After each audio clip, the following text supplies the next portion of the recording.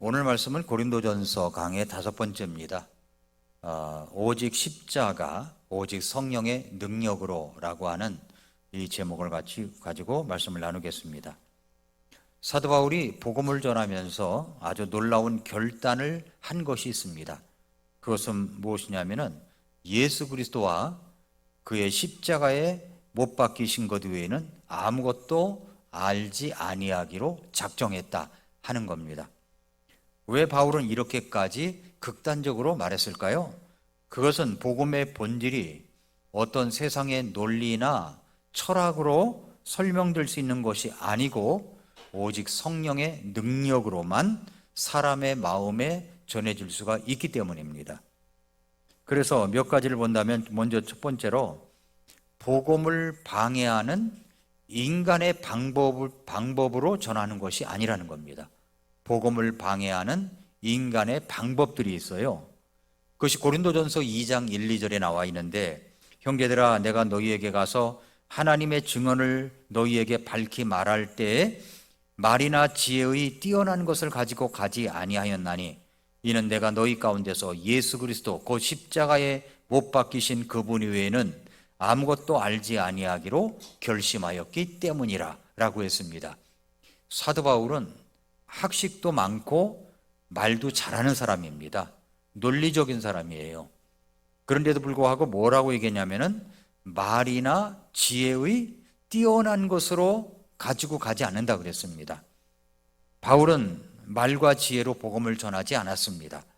당시 고린도에는 헬라 철학의 중심지로서 웅변술 또 논리학이 굉장히 중요시 여겨졌던 그런 도시였습니다.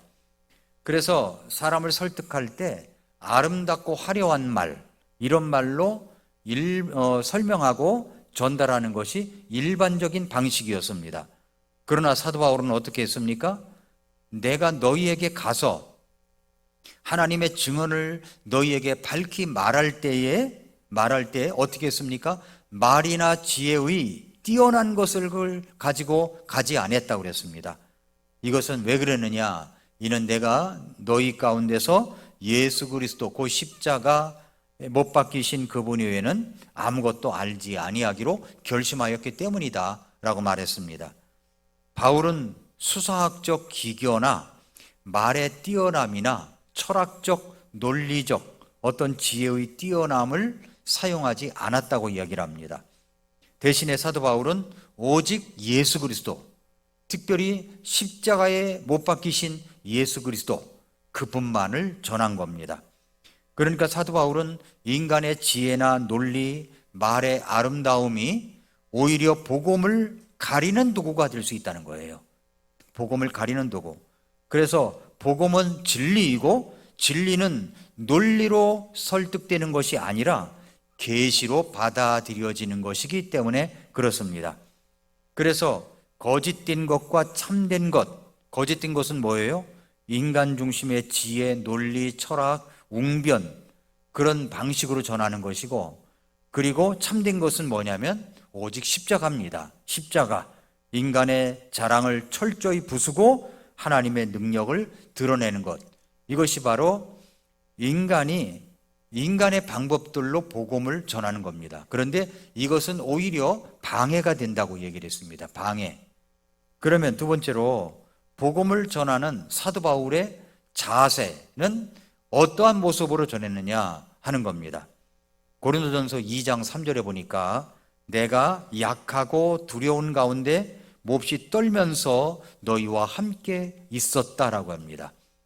어떤 태도가 되어 있습니까? 자세가 뭐예요? 약하고 두려운 가운데 몹시 떨면서 라고 얘기를 합니다. 먼저 약하고 그랬어요. 약함이 뭡니까? 이것은 육체적인 질병, 영적 무기력, 인간의 한계 등의 뜻을 갖고 있습니다. 그래서 육체적 연약뿐만 아니라 어떤 심리적, 정신적, 영적 약함도 포함되고 있는 단어입니다.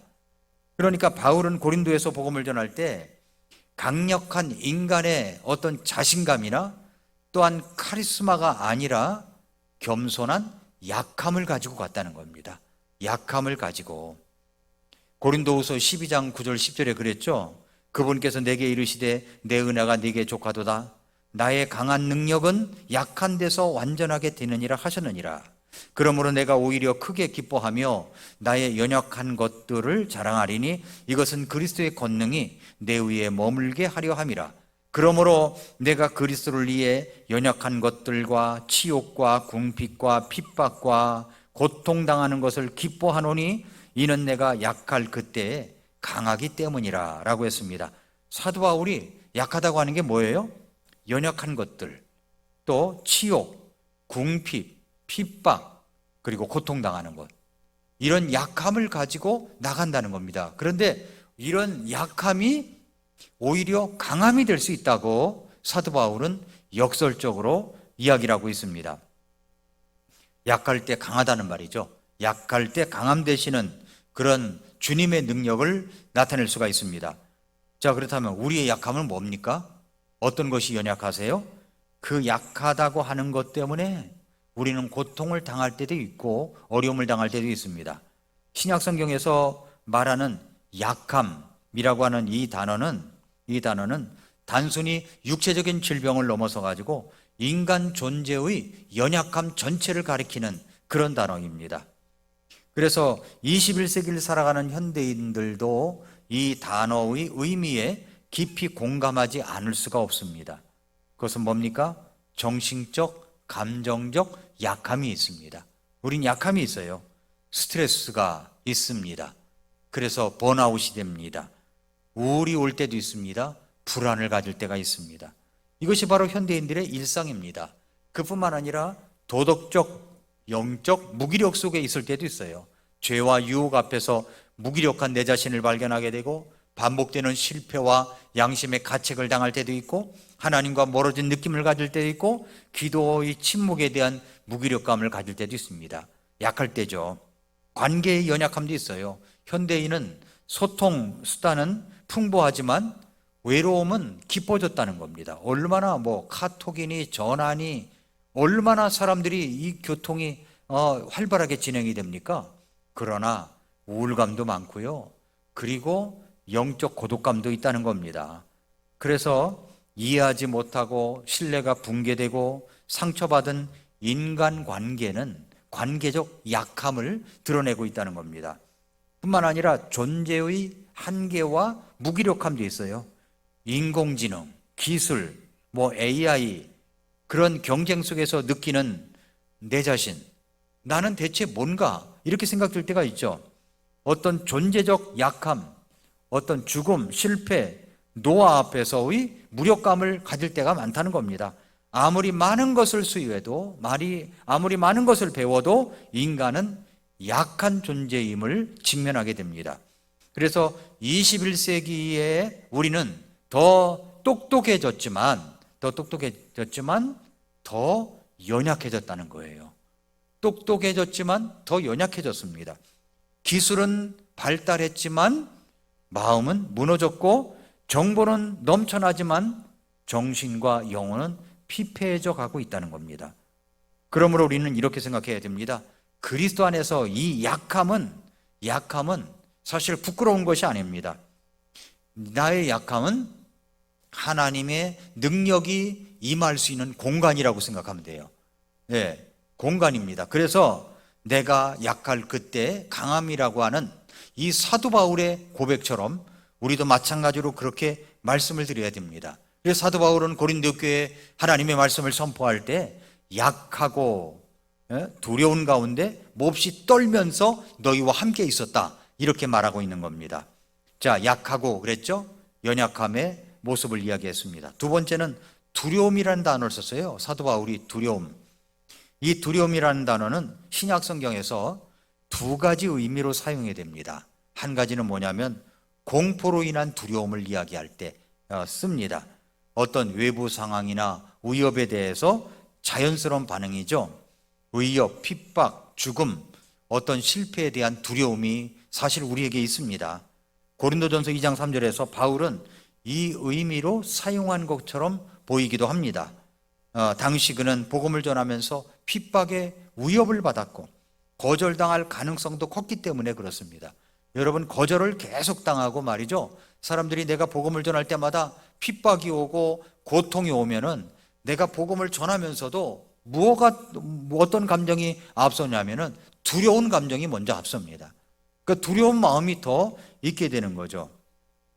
그래서 우리가 두려움, 헬라어로 얘기하면 포보스라고 하는데, 이 단어는 공포로 인한 두려움을 일컬을 때도 쓴다는 겁니다. 그뿐만 아니라 어떤 단어로 또 쓰냐면은 거룩한 두려움이라는 단어로 씁니다. 두려움은 두려움인데 거룩한 두려움이라는 거예요. 하나님 앞에서 느끼는 존경과 경외감, 그런 두려움. 그러니까 2장 3절의 두려움은 단순히 어떤 핍박과 어떤 위협으로 인해서 겁을 먹었다는 의미를 넘어서 복음을 전함에 따르는 어떤 심리적 긴장, 책임의 무게, 박해의 어떤 현실로 인해서 바울이 느끼는 어떤 복합적인 감정을 나타내고 있다, 이렇게 볼 수가 있는 겁니다. 그래서 복음을 맡은 자로서 느끼는 거룩한 부담감, 외적 위협 앞에서 진지한 긴장감, 하나님을 향한 두려움, 이것을 가지고서 있었다라고 볼 수가 있는 겁니다. 그 다음에 약함과 두려움과 그리고 뭐라고 그랬죠? 떨림이라고 그랬죠. 떨림은 전율입니다. 흔들림. 이 단어는 몹시 떨릴 정도의 어떤 긴장감, 또 심리적 압박, 어떤 경건한 두려움으로 인해서 발생되는 어떤 반응을 이야기합니다. 그래서 떨림이 있다는 거예요. 떨림. 많은 떨림은 감정적 불안이 아니라 거룩한 부담감과 경건한 책임감으로 인해서 오는 떨림이 있는 거죠. 그래서 빌립보서 2장 12절에 보면은 두려움과 떨림으로 너희 자신의 구원을 일하여 드러내라 라는 말씀을 하고 있습니다. 두려움과 떨림으로 라고 할 때 그 떨림이 그런 떨림입니다. 고린도후서 7장 15절에도 그는 너희가 두려움과 떨림으로 자기를 받아들인 것, 즉 너희 모두의 순종을 기억하면서 자기의 깊은 애정을 너희에게 더욱 넘치도록 기울이느니라. 고린도 성도들이 디도를 맞이할 때 보인 존경심, 떨림이죠. 떨림, 조심스러운 태도, 이것을 나타내라고 이야기를 하고 있는 겁니다. 그래서 이제 여기 사도 바울은 뭐라고 얘기냐면은 복음을 전하는 이 사도 바울의 자세를 이야기하는데 세 단어로 이야기하죠. 약함과 두려움과 떨림으로 했다는 겁니다. 우리의 약함이 있습니까? 두려움이 있습니까? 떨림이 있습니까?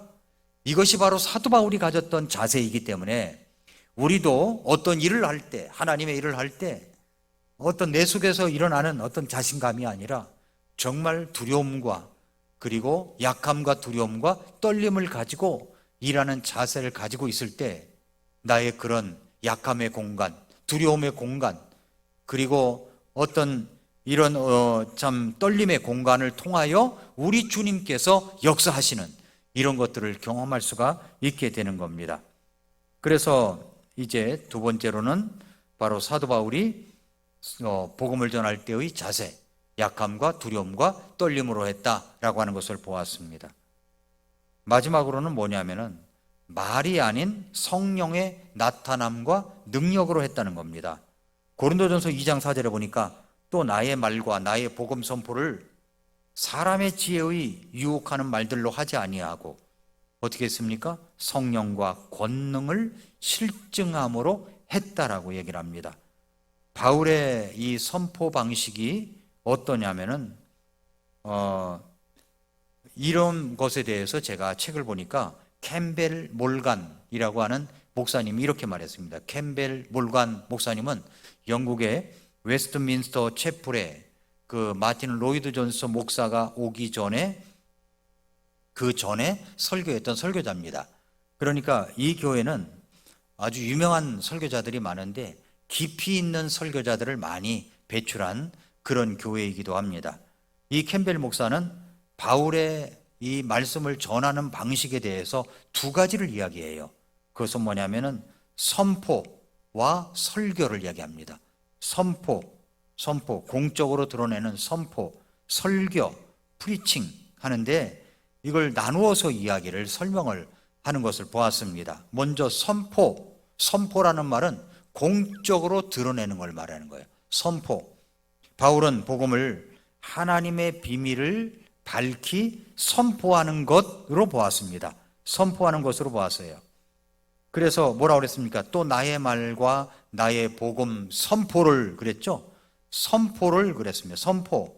그래서 원어적 의미로 보면은 단순히 말하는 것이 아니라 권위 있게 외치는 것.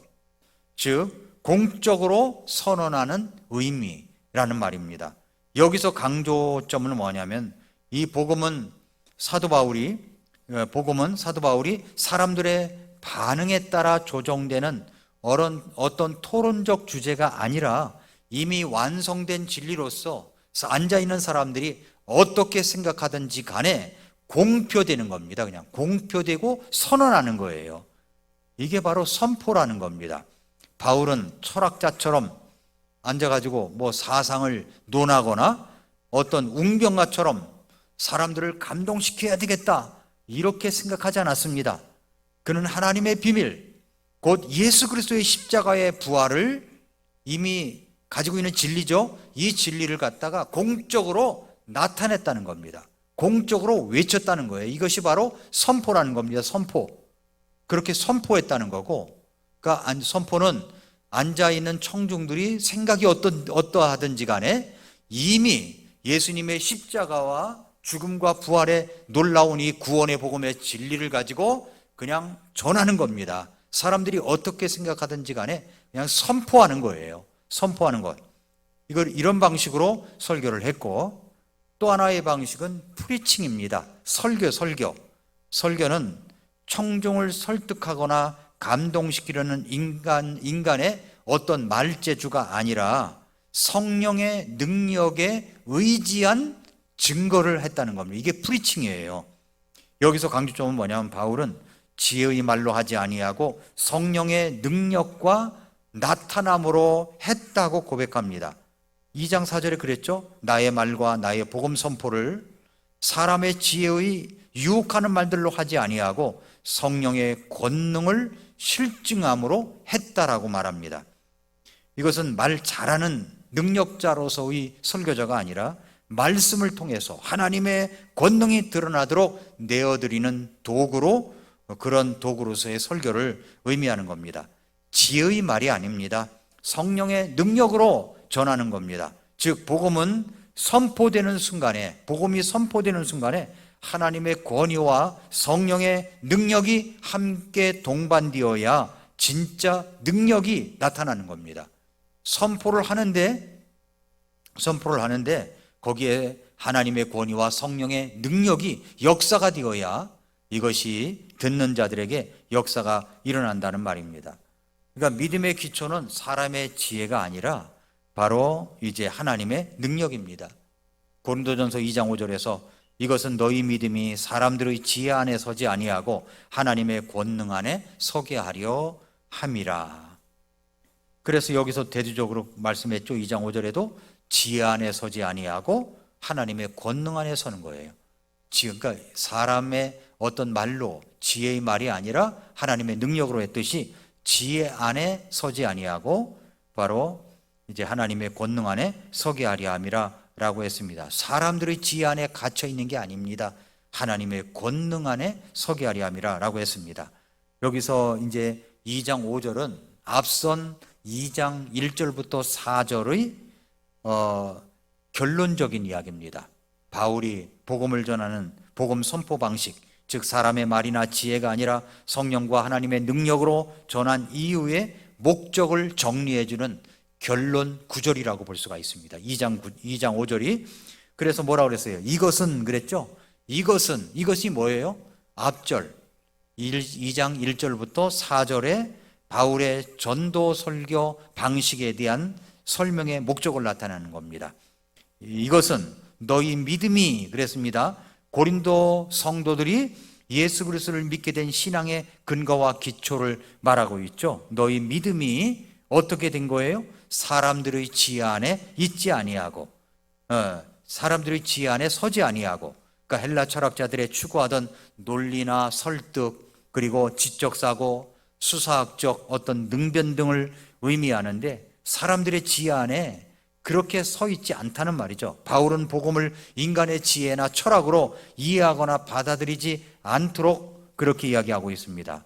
어떻게 합니까? 하나님의 권능 안에 서게 하려 함이라. 믿음의 기초가 오직 하나님의 능력, 특히 성령의 역사와 십자가의 복음의 능력에 기반을 두도록 하고 있다는 겁니다.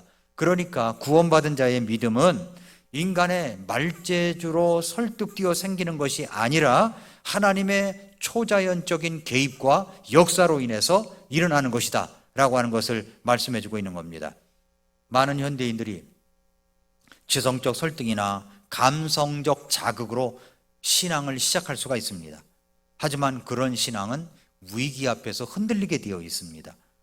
바울은 고린도 성도들의 믿음이 오직 하나님의 권능, 그 십자가의 부활의 진리, 성령의 역사에 기초하기를 원했습니다. 그래서 지금 한국교회는 어떤 모습이냐면은 바로 지성적 신앙의 기반을 두거나 감성적 신앙의 기반을 둔 이 두 가지 모습의 기반을 둔 교회들이 많아요. 그리고 그런 한국교회 성도들이 많습니다. 자, 지성적 설득 중심의 신앙이라는 게 뭐냐면 어떤 합리적 사고와 논리적 설득에 집중되어 있다는 겁니다. 그러니까 무슨 대학 교수가 강의하는 것처럼 에세이 전하는 것처럼 그렇게 사람들에게 호소하는 거죠.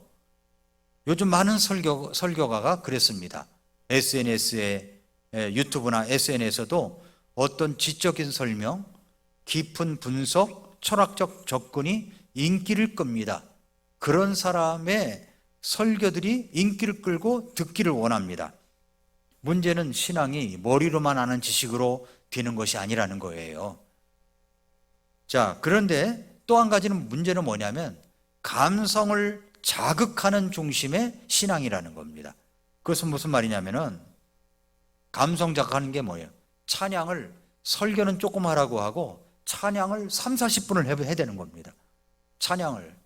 그 찬양도 휘황찬란하게 앞에 무대를 세워놓고 그리고 나서 어떤 자극적인 비트나 음악으로 말미암아 사람들을 완전히 흥분시키는 거예요. 그것은 유행가를 불러도 그렇게 흥분되는 거예요. 찬송가를 그렇게 CCM을 그렇게 불러대니까 감성을 끌어올리는 집회가 많다는 거죠. 감성을 끌어올리는 집회. 눈물과 은혜가 넘치는 자리에서 결단이 쏟아지지만 문제는 감정은 지속되지 않는다는 겁니다. 어떤 유명한 우리나라의 한국의 설교가로서 유명한 목사님이 동부 이천동에 있는 어느 집회를 갔답니다. 그랬더니 거기에 찬양을 인도하는 사람이 찬양을 하여튼 40분, 50분을 하더랍니다.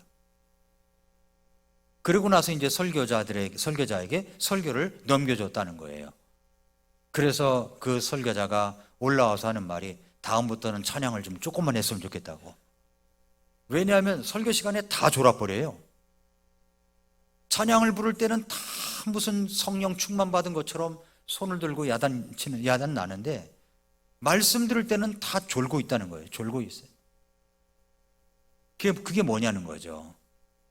그 예배의 진정한 모습을 모르는 겁니다. 예배는요, 설교가 중심적이어야 된다는 거죠. 하나님의 말씀이 진리가 중심이 되어야 된다는 겁니다.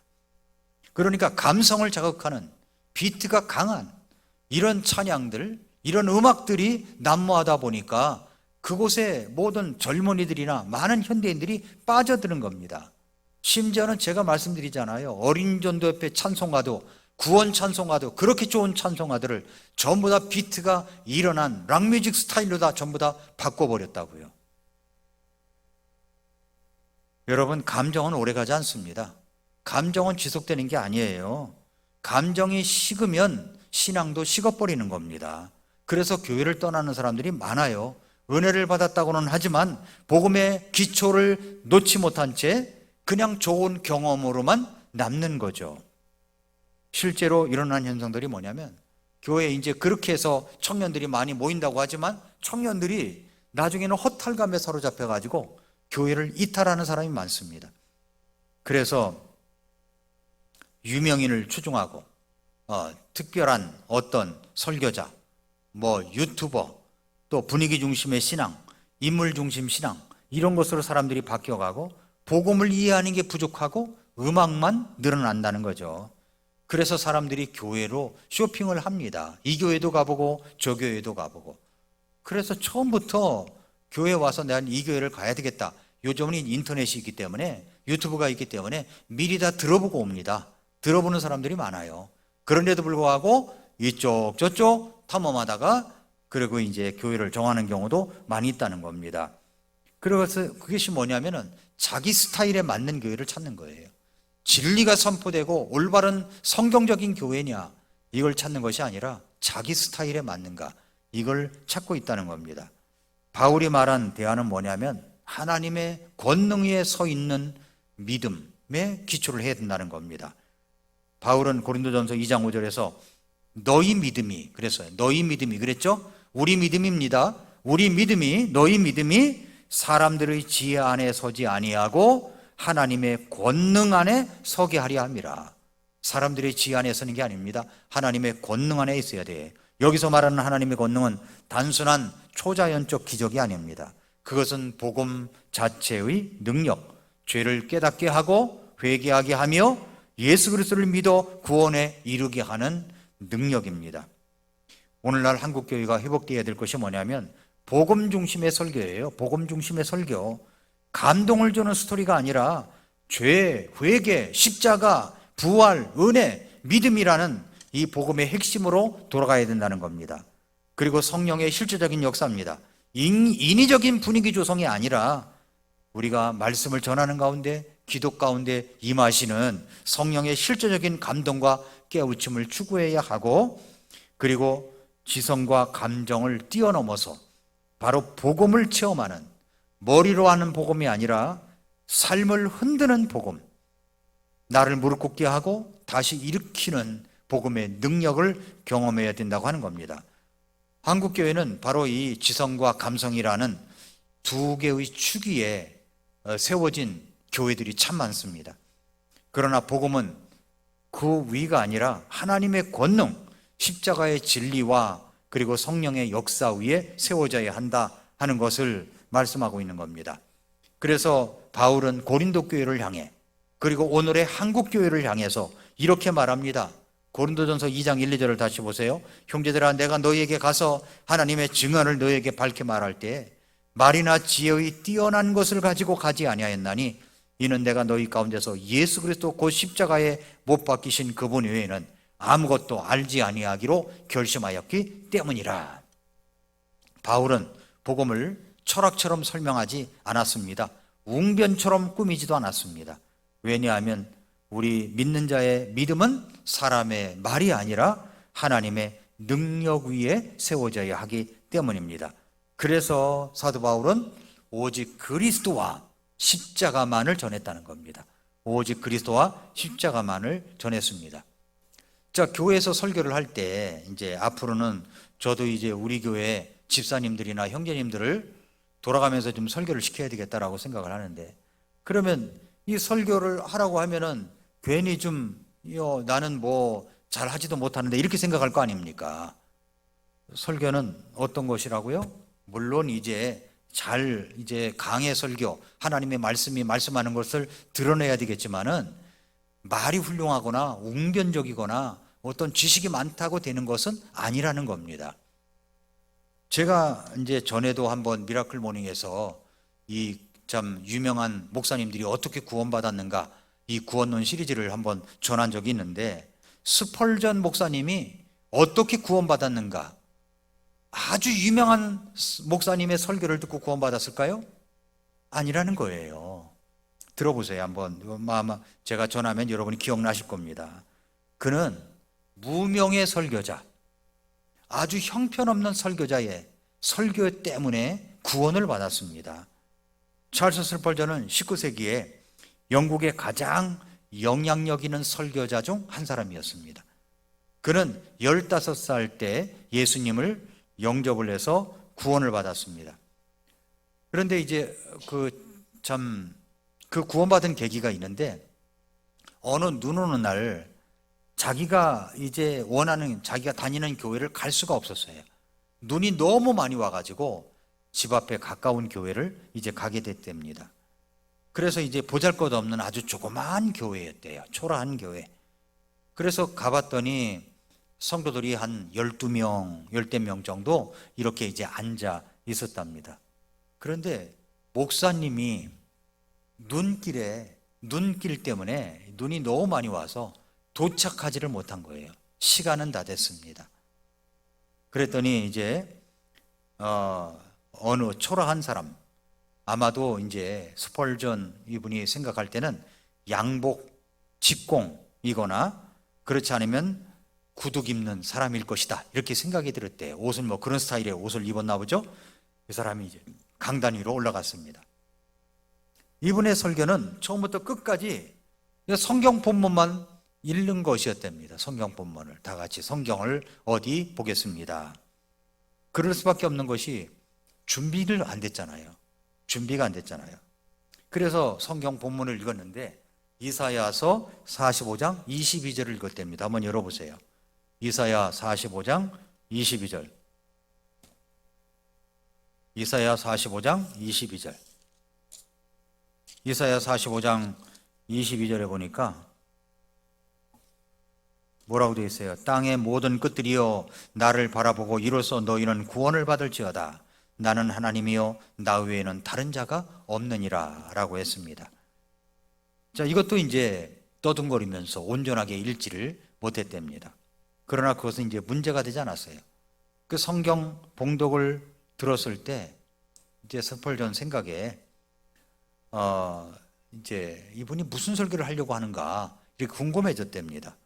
근데 그는 이렇게 시작을 하더랍니다. 친애하는 성도 여러분, 이 본문은 아주 매우 간단한 말씀입니다. 여기에는 나를 쳐다보라, 나를 바라보라 라고 했습니다. 쳐다보는 것 뭐 그렇게 힘든 일입니까? 힘든 일이 아닙니다. 우리는 그것을 보려고 다리를 들거나 손가락을 움직일 필요가 전혀 없습니다. 그저 보면 되는 겁니다. 그렇습니다. 우리는 보는 법을 배우러 대학에 가지 않습니다. 누구나 볼 수 있습니다. 어린아기도 볼 수 있습니다. 그런데 성경 말씀은 바로 이와 같이 그저 쳐다보기만 하라는 것입니다. 성경은 분명히 나를 바라보라고 말씀하십니다. 여러분은 모두 자기를 바라봅니다. 가족을 바라봅니다. 출세를 바라봅니다. 명예를 바라봅니다. 그러나 그것들은 아무리 바라보아도 소용이 없습니다. 여러분이 바라보았자 참 평안이 없습니다. 여러분이 바라보았자 참 행복이 없습니다. 바라봐도 참 소망이 없습니다. 어떤 사람은 하나님을 바라보라고 하십니다. 안 됩니다. 그보다 먼저 예수님을 바라봐야 됩니다. 나를 바라보라고 하셨습니다. 또 어떤 사람은 성령이 역사할 때까지 기다려야 된다고 합니다. 여러분, 그럴 필요가 없습니다. 단지 예수님을 바라보십시오. 그분은 나를 바라보라고 하셨습니다. 설교가 은혜가 됩니까? 여기까지 하니까? 예, 그렇죠. 구두 수선공이 올라가서 그냥 설교한 거예요. 그냥 한 줄 읽어놓고 말한 겁니다. 그냥 생각나는 대로. 그리고 나서 이제 이 구두 수선공인지 직공인지 모르지만 이분이 이렇게 소리를 쳤다고 합니다. 스펄전이 이야기하는 거예요. 너는 나를 바라보라. 나는 너의 죄들을 위해 피를 흘렸다. 나를 바라보라. 나는 십자가에 매달렸다. 나를 바라보라. 나는 죽어 장사되었다. 나를 바라보라. 나는 다시 살아났다. 나를 바라보라. 나는 죽음에서 부활하여 승천했다. 나는 지금 하나님의 우편에 앉아 있다. 죄인인 너를 위하여 애타게 기다리고 있다. 오, 나를 바라봐라. 나를 바라봐라. 이렇게 이제 설교를 해댔습니다. 여기까지는 이제 설교하고 나니까 한 10분 정도 이렇게 흘러갔대요. 10분째. 배기도 하겠습니다. 이렇게 마칠 수도 없고. 그러니까 이제 할 말이 이제 없었나 보다. 전혀 이제 준비된 것이 없으니까 여기까지 했는지 이제 했습니다. 그리고 나서 이제 강단 밑에 이렇게 보니까 교인이 한 10대 명 앉았다고 그랬잖아요. 새로 나온 사람 금방 눈에 띄지 않습니까? 어떤 젊은 청년이 하나 앉아 있는 것을 보고서 이렇게 또 이야기를 하더랍니다. 히브리서 12장 2절 말씀에 우리의 믿음의 창시자요 또 완성자이신 예수님을 바라보라. 이렇게 읽고는 예수님을 바라보고 우리의 연약함을 보지 말아야 합니다. 우리 연약함을 한탄함으로써 우리가 강해질 수 있습니다. 오직 예수님을 바라볼 때 그의 능력이 우리 속에 역사하며 그의 찬송이 우리 입속에서 터져 나오게 됩니다. 예수님을 바라보고 우리의 죄를 보지 말아야 됩니다. 죄의 생각은 사망을 가져올 뿐이요 예수님을 사모하는 것만이 영원한 생명에 이르게 합니다. 이스라엘 백성을 낫게 한 것은 그의 상처를 들여다보는 일이 아니었고 노뱀을 쳐다보는 일이었습니다. 예수님을 바라보고 우리의 공로를 보지 말아야 합니다. 눈앞의 세상 일을 너무 정신을 기울임으로써 우리의 주님의 의를 망각하지 말아야 됩니다. 죄의 마음을 예수님께 맡기십시오. 때를 따라 주시는 주님의 은혜가 넘치도록 주님을 바라봐야 됩니다. 여기까지 이어서 또 설교를 하고 나서 그 청년 스폴전을 향해서 청년 그러더래요. 갑자기 설교하다 말고 이제 지적을 하니까 깜짝 놀랄 거 아닙니까? 청년, 그런 설교는 또 처음 들어본 거예요. 설교하다 말고 사람 지적하는 설교는 청년은 왜 이렇게 가련한 모양을 하고 있습니까? 왜 이렇게 가련한 모양을 하고 있습니까? 그렇게 이제 물었대요. 물론 자기가 가련하다고 생각하지만 강단에 있는 설교자가 어떤 사람의 개인의 모습에 대해서 말하는 건 이제 처음 들어본 거예요. 이제 처음 들어봤어요. 근데 그의 한마디가 자기 마음을 막 요동치게 만들었다는 거예요. 요동치게. 그러면서 설교자가 말하기를 청년이 이 성경 말씀에 순종하지 않으면 언제나 가련할 것이고 죽어서도 가련할 것이요. 그러나 이제 이 시간에 이 성경 말씀에 순종하면 청년은 구원을 받을 수가 있습니다. 청년, 예수님을 바라보십시오. 이렇게 외쳤답니다. 그 순간에 이 스펄전은 그냥 깜짝 놀란 거예요. 그러면서 그렇게 청년, 예수님을 바라보십시오. 지금 바라보십시오. 그랬더니 스펄전이 벌떡 일어났답니다. 벌떡 일어나가지고서 그렇게 예수님을 믿게 됐대요. 예수님을 믿고 구원받았답니다. 그 순간에 자기 마음에 어둠이 있었는데 그게 싹 갇혀버리고 광명한 빛을 봤다는 거예요. 햇빛을 보았다는 거예요. 주님의 귀하신 보혈, 단순하고 명확한 그리스도의 복음을 듣고 구원받은 사실에, 자기가 구원받다는 사실에 너무 놀라가지고 감사와 감격이 넘쳤다는 겁니다. 그 순간에 믿어진 거죠. 예수 그리스도의 십자가의 보혈, 그 보혈이 자기 죄를 용서했다는 것을 믿어버린 겁니다. 그래서 이제 좀 더 이런 설교를 일찍 자기가 들었더라면 하는 마음이 생기더랍니다. 나를 쳐다보고 구원을 받으라는 이 위대한 이 진리의 복음을 그때 처음으로 믿게 됐고 구원을 받게 되었다. 이것이 스펄전 목사의 구원 간증이에요. 그때 스펄전 마음이 완전히 무너진 거예요. 완전히 무너졌어요. 마치 하나님이 자기에게 직접 말씀하시는 것처럼 그렇게 받아들여졌다고 합니다. 그래서 이제 그 자리에서 예수님을 믿기로 결심했고 뭐라고 얘기했냐면은 나는 하나님을 바라보았고 나는 예수님을 바라보았고 그리고 살아났다. 이렇게 이야기를 합니다. 자, 그 한 성도가 올라와서 설교한 것이 설교 문구가 화려합니까? 수사학적으로 설교했습니까? 논리적으로 설교했습니까? 뭐 웅변이나 어떤 지식이 많아서 그렇게 설교했습니까? 아닙니다.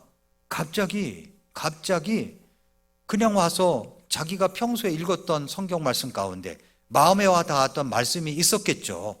이사야서를 읽었는지도 몰라요. 이사야서 45장을 아침에 읽고 왔는지도 몰라요. 그 중에서 22절이 자기 마음에 들어왔는지도 몰라요. 그거 한 절을 읽은 겁니다. 바라보라. 그래, 자기도 구원받았으니까 하나님을 바라보기 전에, 성령의 역사가 임할 때까지 기다리기 전에 먼저 예수님을 바라봐야 된다. 이 설교를 하게 된 겁니다. 그렇게 해서 스펄전이 구원을 받게 되었고 수천만 명에게 복음을 전하는 설교자로서 살았습니다. 지금도 스펄전, 하면 그 책들이 남아있고 그 펄전하면 설교의 황제라고 그렇게 이야기합니다. 누구 설교를 듣고 구원받았어요? 성도 가운데 한 사람 설교를 듣고 구원받은 거예요. 화려한 말입니까? 아니에요. 오늘 사도 바울이 고린도전서 2장에 이야기했던 거하고 똑같은 겁니다. 고린도전서 2장 1절에 그랬잖아요. 형제들아, 내가 너에게 가서 하나님의 증언을 너희에게 밝히 말할 때에 말이나 지혜의 뛰어난 것으로 하지 아니했다고요. 뭘로 했어요? 내가 너희 가운데서 예수 그리스도 그 십자가에 못 박히신 그분 외에는 아무것도 알지 아니하기로 결심하였기 때문이라 라고 이야기를 합니다. 성도 여러분, 그렇습니다. 복음 전도도 화려한 말로 하는 게 아니에요. 화려한 말로 하는 게 아니에요. 똑똑하고 잘나고 지식 많고 그래서 하는 게 아닙니다. 내 안에 담겨진 예수 그리스도 복음, 이 확신이 있으면 할 수가 있는 겁니다. 하실 수 있겠습니까? 네? 우리 형제님 가운데서 누구든지 설교시키면 나와서 할 수 있는 거예요. 화려한 말이 아니에요. 여러분이 계속적으로 말씀을 듣고 설교를 듣고 또 아침마다 방송 말씀을 듣고 들었기 때문에 들은 것 중에서 하나 자기가 생각한 것을 가지고 전하면 할 수가 있는 겁니다. 할 수 있습니다. 이제 이번 주 토요일 날 말고 그 다음 주 토요일부터 이제 토요일 날 전도를 합니다. 토요일 날 전도. 그 전도할 때도 마찬가지예요. 나와서 성도님들이 나와서 전도하는 겁니다. 근데 우리가 전도를 앞두고 있는데 제가 옛날에 알았던 어떤 집사님이 이제 양말 공장을 하시는 것 같아요. 양말 공장을. 그래서 진짜 몇십 년 만에 저에게 전화를 하신 거예요. 그러면서 목사님 그동안 소식 못 드려서 죄송하다고. 그러면서 이분이 양말을 한 박스를 가져왔는데 제가 보니까 몇백 켤레예요. 몇백 켤레. 그런데 그분 다니시는 교회에서 전도를 하는데 전도지를 주면 안 받는다는 거예요. 그런데 양말을 끼워서 전도지를 놓으면 받는다는 겁니다. 여러분 받으시겠습니까? 안 받으시겠습니까? 그래서 이게 몇백 컬러 이거 작업을 좀 해야 됩니다. 그래서 제가 그 전도지를 거기 사이즈에 들어가는 비닐 커버에다 넣어가지고 해야 되니까 그 전도지를 만들어가지고 그렇게 해서 이제 하려고 합니다. 예, 화려한 것, 비싼 것 사람들에게 준다고 되는 게 아닙니다. 그저 간단한 거라도 하면서 복음을 전하면 신이 날 것이라고 생각합니다. 또 이 집사님이 그 양말을 가지고 다닌대요. 전도지, 그 비닐 봉투 안에다가 전도지하고 양말을 같이 넣는 것. 식당 가가지고서 밥 먹다 말고 일어나가지고 그걸 다 나눠줍니다. 우리 교회에서 이게 드리는 거라고. 그래서 사람들이 한 사람도 거의 안 받는 사람이 없대요. 다 받는답니다. 그렇죠? 그래서 그렇게 해서 이제 전도를 하려고 합니다. 성도 여러분, 세상에는 화려한 교회도 많고 큰 교회도 많아요. 그러나 우리 교회는 성서 침례 교회로서 성경 말씀을 올바른 말씀으로 기초를 가지고 복음을 전하는 세계 선교를 하는 교회입니다. 이제 우리가 복음 전도를 더 활발하게 해야 됩니다. 우리가 주님을 기쁘시게 하면 주님도 우리를 기쁘게 하실 줄 믿습니다. 믿으십니까? 그래서 신명이 나가지고 신바람이 나서 내가 받은 예수 그리스도의 십자가의 복음 외에는 내가 아무것도 알지 아니하기로 결심했다고 사도 바울이 말한 것처럼 우리도 그렇게 복음을 전하는 우리 성도 여러분들 되실 수 있으시기를 축복합니다. 기도하겠습니다.